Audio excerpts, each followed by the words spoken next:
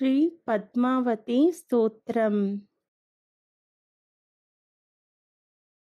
विष्णुपत्नी जगन्मातः विष्णुवक्षस्थलस्थिते पद्मासने पद्महस्ते पद्मावती नमोस्तुते।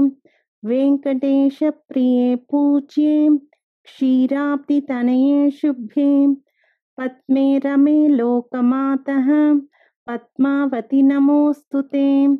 कल्याणी कमले कान्ते कल्याणपुरनायिके कारुण्यकल्पलतिके पद्मावती नमोस्तुते।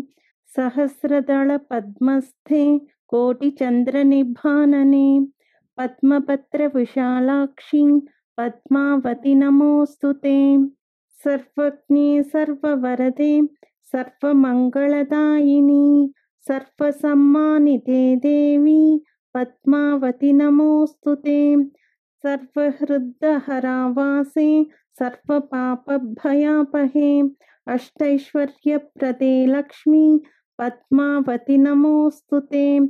देहि मे मोक्षसाम्राज्यं देहि त्वत्पाददर्शनम् अष्टैश्वर्यं च मे देहि पद्मावती नमोस्तुते।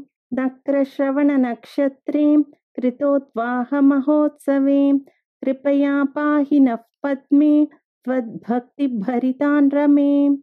इन्दिरे हेमवर्णाभे त्वां वन्दे परमात्मिकां भवसागरमग्नं मां रक्ष रक्ष महेश्वरी। कल्याणपुरवासिन्यै नारायण्यै श्रियै नमः। श्रुतिस्तुतिप्रगीतायै देवदेव्यै च मङ्गलम्। इति श्रीपद्मावती स्तोत्रं सम्पूर्णम्।